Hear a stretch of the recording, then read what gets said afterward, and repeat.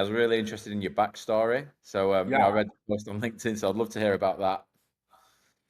Yeah, so my background is actually in book publishing, and my dad and I in 2004 we started a book publishing company together. I was just going into community college to study business, and I've always wanted to be an entrepreneur.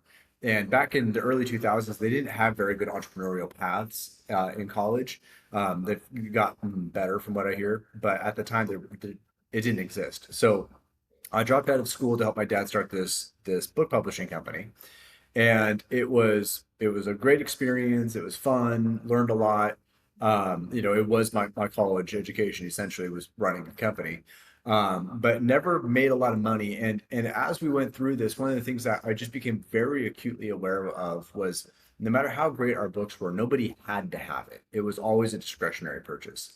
And so after 15 years, we never really achieved the scale that we hoped for, never really made very good money. I mean, we got to where we were surviving and it wasn't, just an all-out fight to stay alive. But we definitely hit this plateau that we could never break through. And after 15 years, we were just super burnt out. So we were living in Oregon at the time, and I always hated Oregon. I hated the weather, I hated, the culture. Just it didn't vibe for me personally. And my wife and I we had gotten married in that 15-year period, and we had bought a fourplex that we had lived in, and it had appreciated tremendously over a short period of time. And so when we were shutting down the publishing company, I told my wife like I would love to get out of Oregon, and this is kind of like a one opportunity to do this because whatever we do next, I'm going to be starting or buying something. Yep. And that was another thing too, is I had read one of Robert Kiyosaki's books, the Rich Dad Poor Dad guy, and Yeah. he had made this almost parenthetical comment in one of his books about you could buy businesses. And because we had bootstrapped our first business and we started from nothing, it took us like 10 years to break $1 million in revenue. I mean, it was such a painful process to get through. And this idea that you could ever like buy revenue just blew my mind. And so it was something I had to try. One of the things that um, my friends know about me is I'm always the first guy to go try something. Like we've all, read these blog posts and stuff like that. And I was the first guy I ever knew to own, rental property. I was the first guy I knew to buy, a business. And then I go tell my friends about it, say, hey, this is what I did. It's okay. It's safe. You can make it work. But just, make sure you look out for these things. So I'm always the guinea pig in my social circle. But so anyway, I had this equity in this property. I wanted to get out of Oregon, and I wanted to get into a business that was non-discretionary. Like Yeah. I wanted like people to need my thing, right? And so I put together a list of everything that kind of fit those criteria. It was plumbing and roofing, and all the stuff that now everybody has kind of put together that same list of options. This was in 2019, by the way. And my dad had traveled a lot in his life, and he had a very wide network of friends. And so he actually had a friend down in Texas who had been in HVAC for 20 years. And so I called this guy up and I said, "Hey, this is what I'm thinking about doing. If I gave you 10% of whatever I buy as a consulting fee, would you teach me how to not burn this thing to the ground?" And he said, "Yeah, absolutely. Come on down." So we sold everything we had, moved my wife and three kids down to Texas, and we closed on our first residential HVAC business in uh, in February of 2020, which is always a great time to be getting into any new endeavors, right at the onset of COVID, and Yeah. um, so I was literally watching the news story of the first outbreak on that cruise ship in Southeast Asia of COVID, and I obviously had no idea what that was going to turn into. I was watching that news story while I was waiting to go in and sign my SBA loan, Yeah. and so I bought that first company for $850,000 on an SBA loan. I put like 110 or $120,000 down as my equity injection. I got a $50,000 working capital loan out of it. Um, and so we started running it. That was a residential HVAC business that had a new construction component.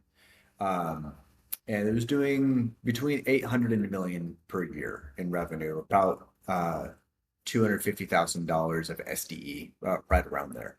Yep. Um, And of course, you don't know what you don't know. I don't have an HVAC background, and I figured my thesis was I'll buy a company that's been running for a long time. I just won't change anything, and it will continue to do what it's always done. The problem is, and I think you could do that in certain situations, but what I bought was the owner and one employee. He had one technician who would go out and do the work. The owner would dispatch the calls. And a couple of things happened. Number one, um, the owner was the guy answering the phone every time. So all those customers, the second Mark stepped away and I'm answering the phone, everyone's like, "Who's this?" And there's immediately this, um, you can't think of the word right now, but they can tell a change has happened. And I had the original technician, which saved me a lot. Like, hey, don't worry, Josh is still going to come take care of you. And like, okay, well, as long as Josh is the guy who's coming, but it definitely ruffled some feathers that Mark was not the guy answering the phone anymore. Yeah. And then what also ended up happening is because Josh, my technician, knew that his boss didn't know anything about this business, like at all. Um, he was able to take a lot of liberties with how he did his job, and he could just not do certain jobs and just come up with some excuse as to why that job couldn't be run today. And I was none the wiser. I had no idea, what could and couldn't be done and why and all that kind of stuff. And it was a far steeper and more intense learning curve than I anticipated. What happened though, um, was that it took a little while for some of that stuff to hit the fan. And so, initially you're kind of running, you're like, well, we still have money in the bank. This must be going okay. And so I talked my dad into investing all of his retirement in with me and buying a second location. And that location was a lot bigger. The first one we bought was here in Dallas. The second one we bought was down in Austin. The Austin location was quite a bit bigger. It was running 2.5 to 3 million, but losing money. And me being super confident in my 6 months of industry knowledge, I was like, oh, well, we'll turn this thing around, lickety split, and and get it profitable. So we bought that thing. The problem that we noticed was that all of your imperfections become a lot more glaring as you scale, right? So everything that you're doing wrong, when you doing it wrong in 3 times the size, it becomes, a small cut becomes a gaping wound. And so that was when the ugly really started to come out, and we started losing money fast and lots of it. So I don't remember exactly what the numbers were, but I think in 21, I think we lost somewhere between 200 and $250,000. And I had to call in a friend of mine from Oregon, had been wanting to invest with me for a long time. And I ended up taking his wife's inheritance, about $100,000, and basically burning it, just trying to keep the lights on while we figured out what we were doing wrong. And ended up being quite a few things we were doing wrong. And yeah, I pretty much consumed all of his wife's inheritance on payroll while I was trying to right the ship. So um, so essentially what happened was all of my employees knew that I didn't know anything, and they would use that against me brutally. And one of the big issues that, as I was trying to kind of wrap my head around, this new model, and there's just so much stuff that wasn't like, I mean, I'd run a business for 15 years, so I felt like I should know what I was doing, right? But there were all of these problems that I had never encountered before because they weren't relevant to my previous job. And so I'm trying to kind of wrap my brain around this. And one of the things that I noticed was a huge glaring problem for me was that there was zero correlation at all between my labor and my revenue. And so my payroll would be, say, $30,000 one week, and I'd have a $75,000 revenue. And then it'd be $30,000 the next week, and I'd have $10,000 revenue. And so I'm trying to sit down and I'm trying to spreadsheet this out. I don't even know how to spreadsheet. I have no idea what my cost of goods are. You know what I mean? Like, I when I was a little kid, I had a candy store where I'd sell candy bars out my window. And I'm like, okay, those candy bars, if they cost me 25 cents and I sold them for 50 cents, I knew that I was making 25 cents every transaction. And this one, I have no idea how to even guess how much money I'm going to make on a transaction. And so that's when I really decided that I had to go to a straight commission model with all of my employees, which they had fought me tooth and nail on. Again, knowing what I know now, I think it was because um, they they were just trying to use me, and just ride the clock every day. Yeah. Um, and so, um, but and so I have floated this idea a couple of times, like, hey guys, if we went to commission, then when revenue's high, payroll will be high, you'll make a ton of money. When revenue's low, payroll will be low, but that's fair because you didn't bring any money into the company, and I don't have any money to pay you anyway. So, and they shot that idea down for about a year, and I kind of kept floating, and they kept shooting it down, kept floating it, kept shooting it down. Well, finally, I was out of money for the second time. I had gone out of money. I went and got more money, ran out of that money, and now so I took a trip down to Austin to see my employees down there. I said, guys, yeah, as of right now, you are all on commission because I don't have the money to pay you. Like I just made payroll. I think I had like $2,000 left in my checking account. And payroll had been around like 20 grand a week at that point or something crazy like that. And so I said, as of right now, you're all on commission because if you don't bring money into the company, there will be nothing for you on Friday. And Mhm. so, um, and so that day they all quit. And so I went to zero employees like overnight. I had it just so happened that I had one employee, one applicant on an Indeed ad, or during the interview process, I think I was offering like $28 an hour or something like that. And it's like, actually, at my last job, I had been on commission and I made a lot more money that way. If you wouldn't mind, I'd like to try that. I'm like, dude, you're hired. Like, I don't need you to hear another word. Like, I hired him as soon as those words came out of his mouth. I'm like, yes. And so I hired this guy on commission, and that one employee out earned all of the other employees combined. Um, and after a couple of weeks, I was watching this guy. He was consistently putting up, $3,000 to $5,000 every single day, like and I'm watching this. I'm like, no one in my company, like a $3,000 day would have been like, popping champagne corks, Mm. previously, but this guy's doing it literally every day. And um, and then one day I sat down and I figured out I could float all of my overhead off of this one employee, whereas I was, going under before. Yeah. And what I started to realize was that the alignment of our interests is this immutable law in the universe that your employees have to win the same way that you win. And and so having those interests as aligned as you can possibly get them is absolutely sacrosanct to me now. And to this day, like if I have a new position that I'm creating, I try in every way, shape, or form possible to make it a commission-based position. So even now, our CSRs, up until a year ago, our CSRs were on hourly, which I still hated that, even though I couldn't figure out a way around it. I was just like, it just didn't seem right to me that an employee who slouches and just sits at their desk all day and like misses phone calls gets paid the exact same pay rate as some employee who answers every single call and books every single appointment. Like those are not worth the same thing to me. So why should they get paid the same? And Yeah. so what we even figured out there a way to make that a commission based system where we have a pay rate for every call that you answer, a pay rate for every appointment that you book. If you outbound call to a customer who hasn't used us in over a year, that gets a specific pay rate. And then we also have a capacity bonus where if our board is full over 95% of capacity, we have a way that we calculate our capacity. If you're over 95% capacity, then there's 100% bonus for the dispatchers, for the CSRs. And what that is it's to motivate them to fill every available slot. Because what I don't want is I don't want my technician going home early. Because that's Yeah. law.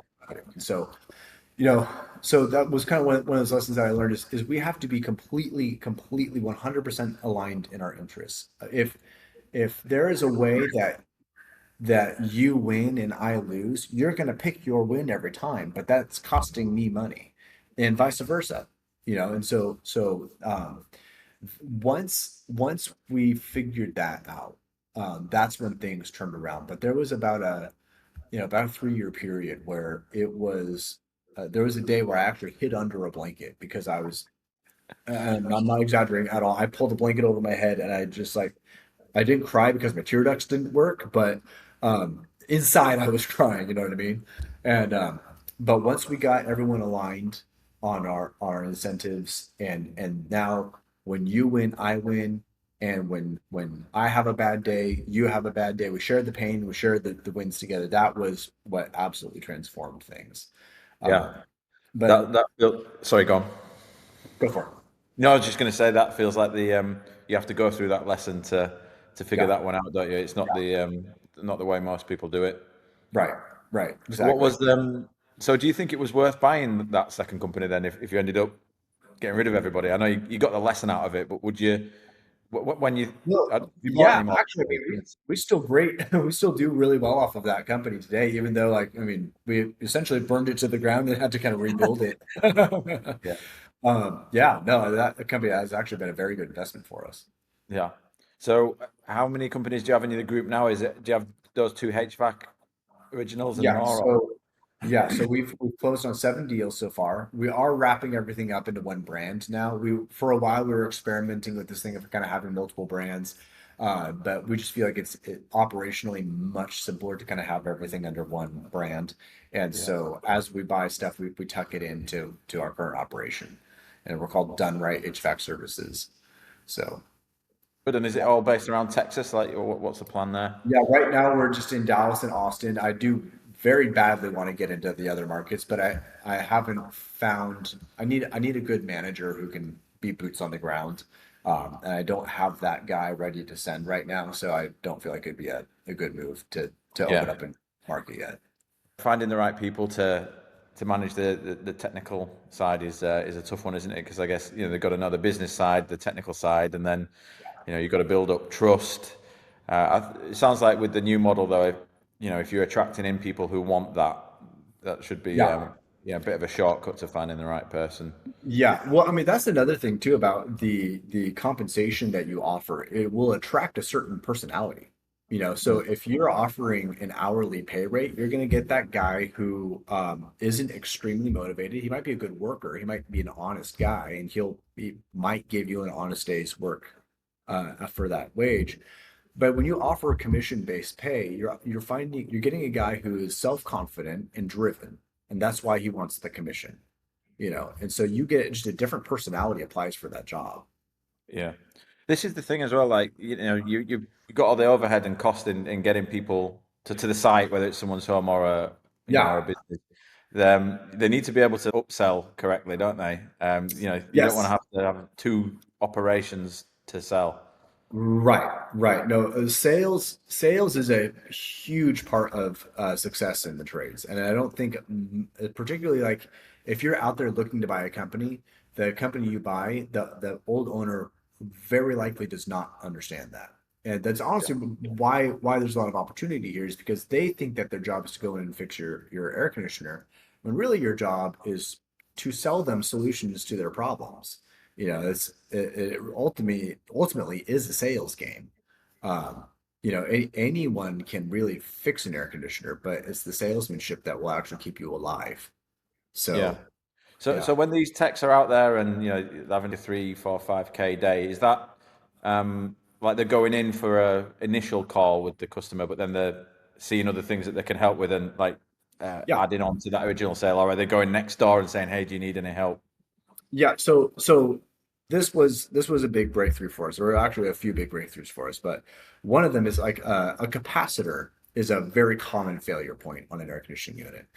And so most anybody will come out and replace your capacitor, your unit will fire right up and you'll have cool air going.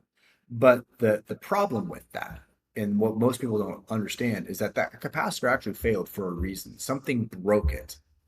And so what we like to do is we like to figure out what caused this capacitor to fail. Sometimes it's just age and excessive heat, but very frequently, if you put your gauges on the compressor, you'll find that it's amping, it's drawing a high amp draw, or some other component is failing, and as it's failing, it's putting excessive wear and tear on the capacitor, and that's why it failed.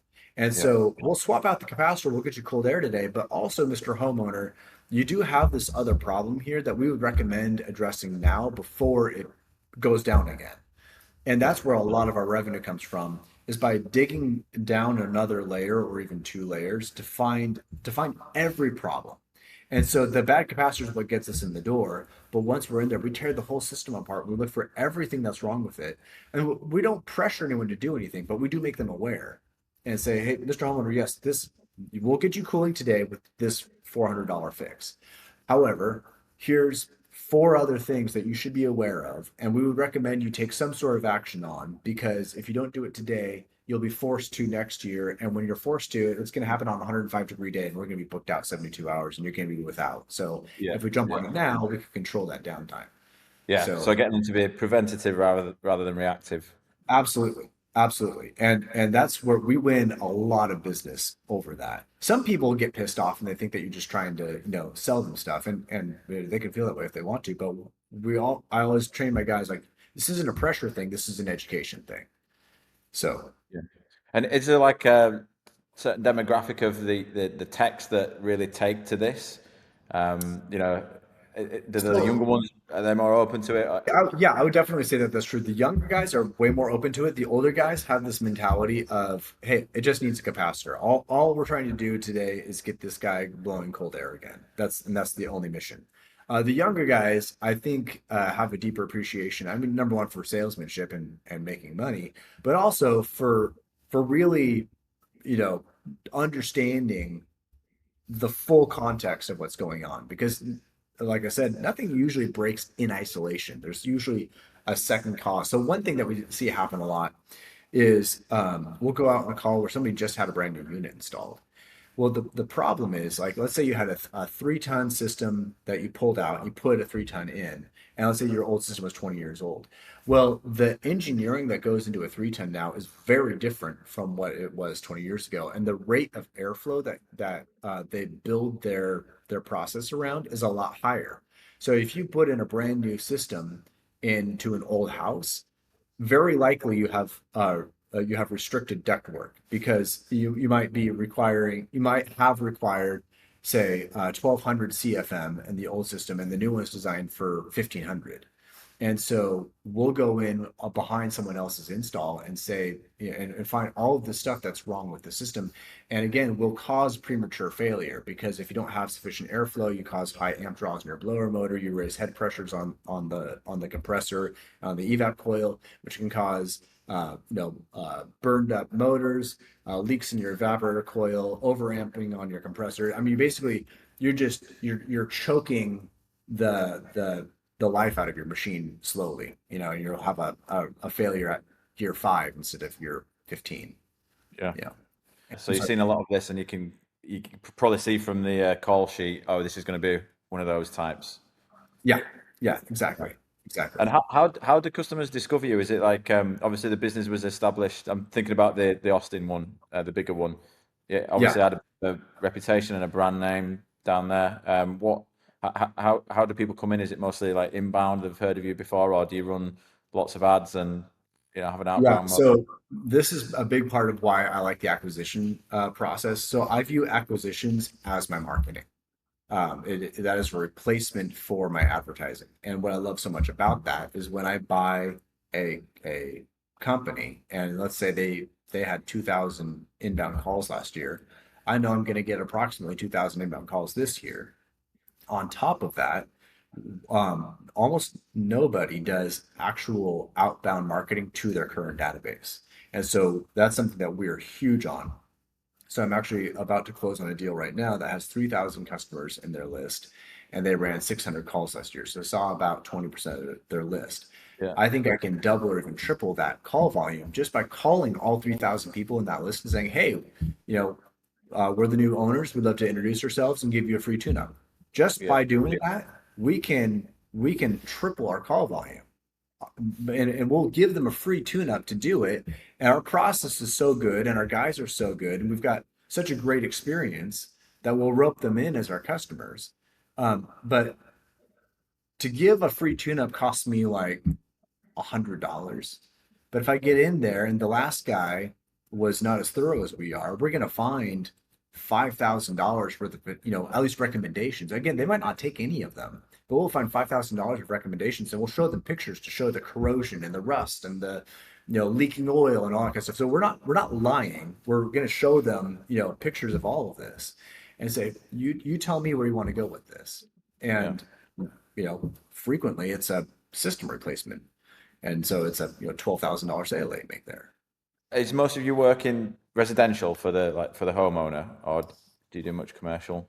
Yeah, it's about 90% residential. We don't really pursue any commercial. I think there's a ton of money to be made in commercial, but it's a slightly different skill set. And where all of our competitive advantages lie is mostly applicable to the residential market. And that's where we're trying to focus, is where we can compete really well. Yeah. So one thing too, going back to the whole like advertising thing, is I, I view this as a replacement for marketing. And so when I'm valuing my companies, I'm not valuing it off of the last guy's profitability, because there are a lot of decisions that he made that have impacted his profitability. So, obviously the number of calls that he ran, the price that he charged for his service, the competence of his technician at finding things that can or should be fixed, um, and then how he spent his money after he collected it. All of those things impact his profitability, right? But also, all of those things I have direct control over after I own it. So I can retrain his technicians to find more opportunities. I can reprice his services. I can, spend the money differently after I've collected it. I can outbound call to generate more call volume. So I have 100% control over all of those variables. So when I'm buying a company, I don't look at his profitability. I look at his call volume and the size of his customer base that I can go to generate additional call volume. So I always value the calls that are currently coming in. I always value those higher. But then there's also a lot of value just in the other names that are in that CSV file, because I can convert 10% of those, or whatever the number is. How are these companies tracking all that generally? Do they tend to now have a decent software stack like Jobber or Service Titan, so that you can get an authentic view of the data, or is it like a CSV and they tell you a Yeah, number? it depends a lot on who you're talking to. Some of the older guys, they're still running on paper. I looked at one guy one time who he would post his dispatch board was literally like 3x5s on a cork board. That's going to be a much harder integration. But the guy that I'm going to close on next week, he's running House Call Pro, which is the same program that we use. A lot of Jobber and Field Edge. Service Titan, the companies that I buy don't usually run Service Titan, because I'm buying in the lower end of the market, because there's no competition down there. If you get up to $5 million revenue company, you're going to get into the real meat of competition with like private equity and things like that. Yeah. So values will start to climb to 5 or 6x. And again, I'm not really that interested in the profitability of the company anyway, because I'm gonna influence that outcome doing is buying call volume. So I'm looking Yeah. for the best ratio of dollars to customer list that I can possibly find. Yeah, like a fixer-upper, so you can maximize Yeah, the no, network that they've totally. already got there. Yeah. Exactly. If you want to go out and buy a 300 unit apartment complex that's already running in tip top shape, yeah, you'll get a 4% cap rate, which is fine if that's what you're into. But if you can find something that has value add opportunities, there's obviously alpha to be generated there. Yeah. So And what's the like grand vision? Do you want to, have X number of employees and then sell it on to PE? Like I what's mean creating a dynasty here? that's an evolving picture. Up until very recently, there wasn't actually a ton of cash flow in all of this. It was always going to debt service, and so my wife and I were living very lean. Even while there's $1 million of EBITDA, there's very little cash flow because it's all just getting sucked up by all these deals we've done. But recently, we've paid off a few of those bigger notes, and so the cash flow has become a lot more material.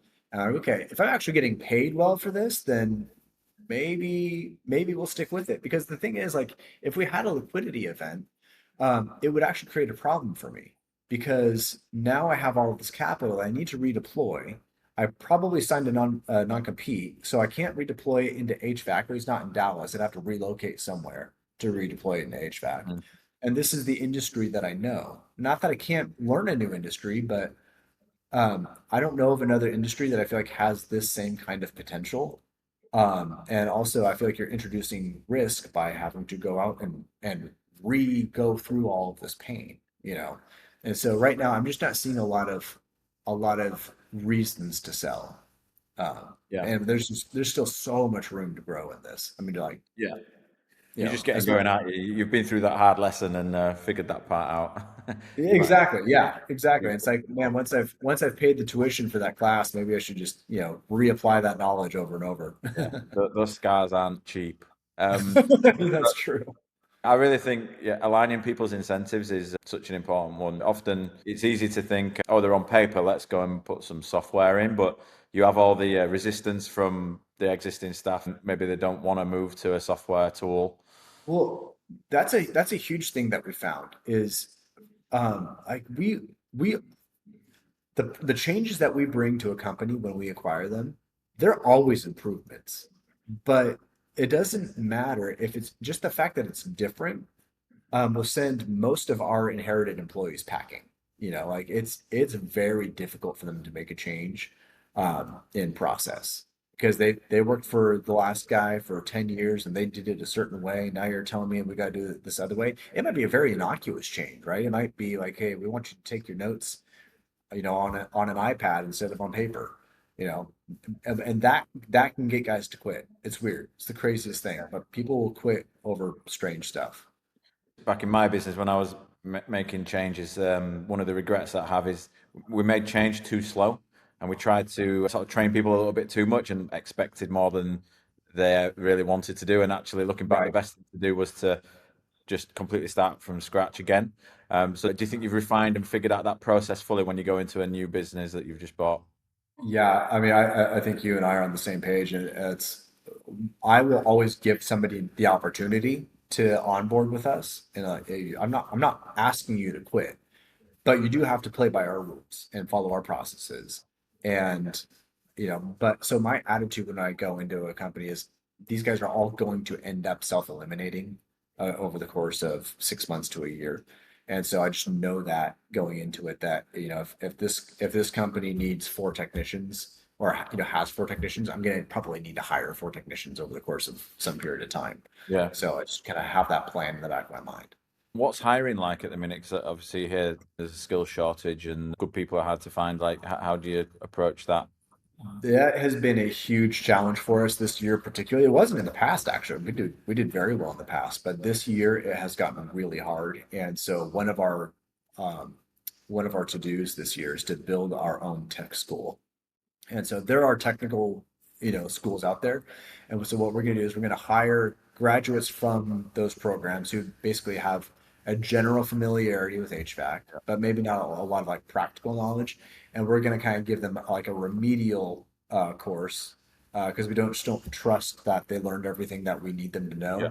know. And also with a heavy emphasis on application, like, so when you're in the home and you find this, I know the book says X, that's never the case. It's always going to be this other thing. I mean, just there's a difference between what the textbook tells you and what you actually find out in the Yeah. in the field. Yeah, like your way of doing it. Right, exactly. And so we're going to basically launch our own training program this year.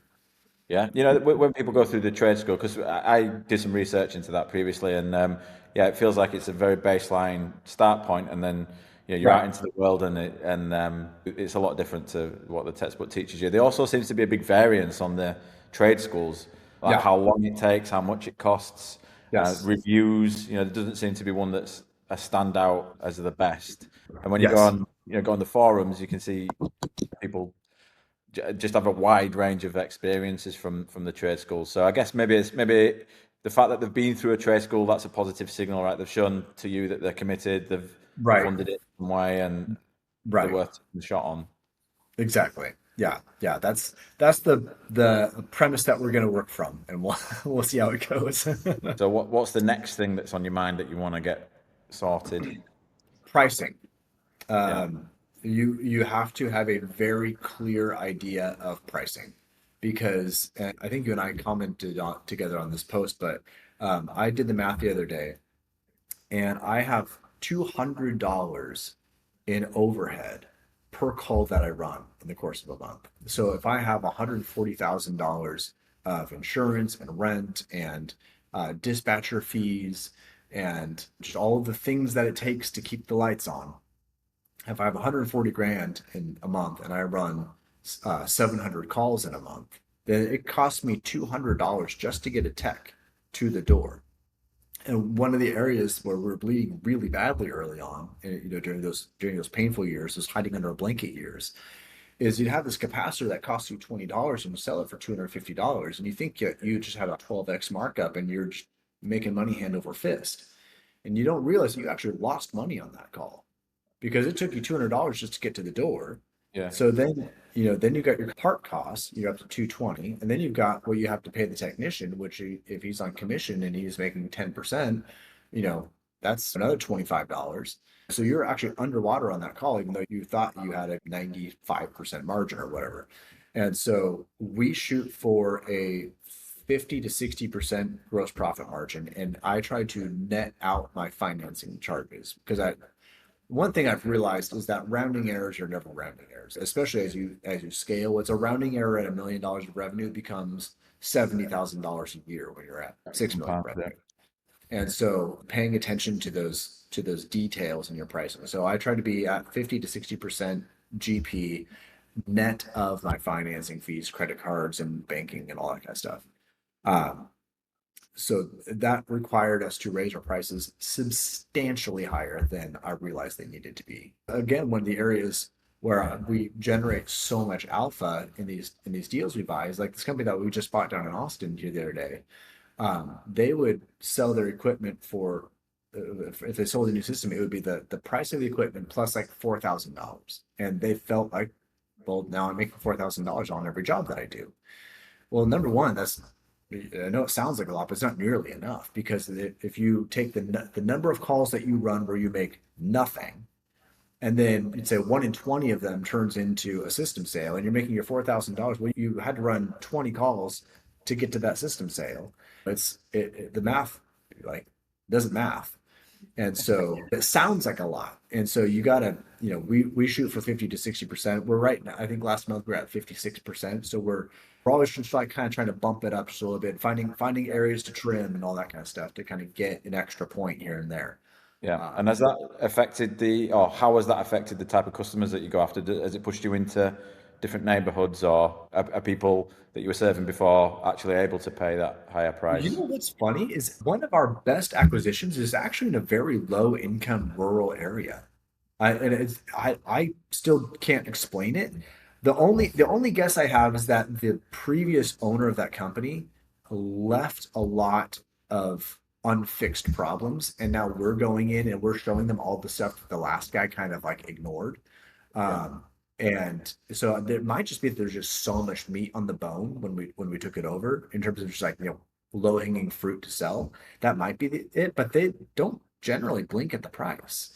There are definitely customers who do. Like, I'm sorry? I would just say, are they paying cash? Maybe, they're earning off the rest. Yeah, actually, it's an interesting point. I'm not sure. They might be. Um, Yeah, so it's interesting. I can't really point to like a demographic difference. There is definitely a psychographic difference. There are definitely psychographics that you start to notice, like patterns of personalities, where there's that person who just wants cold air blowing out of their vents right now for the lowest dollar amount Yeah. possible. You can show them this laundry list of other issues, and they don't care. Like, hey, all I care about is cold air in my vents right now for $400 or less, Yeah. and we try to hand those customers off to other people. Sometimes you're just buying a problem, aren't you?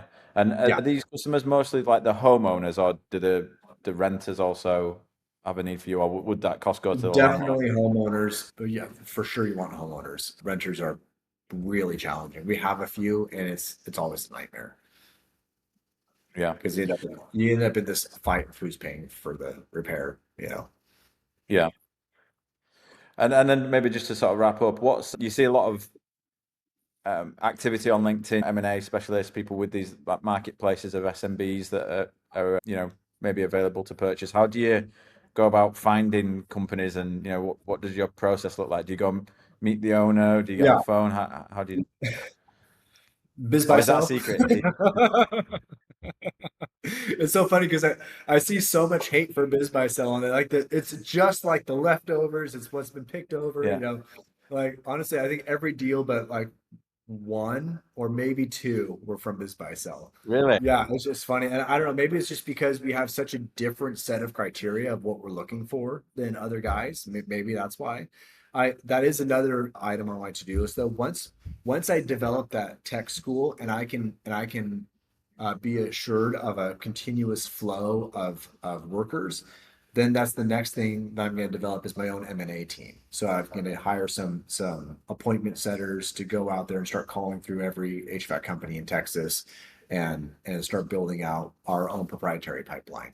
But I don't want to do that until I know that I'll be able to staff those companies because like I said, the turnover is usually pretty high. So I don't want to buy a company, have everyone quit, and now I've got this investment and no one to go harvest it. So Yeah, yeah. makes sense. Well, it all sounds very exciting. Congrats on getting to where you are, and it looks like you've got a good path to, growing more. Yeah, thanks, man. Yeah, it's fun. It's definitely an adventure for sure.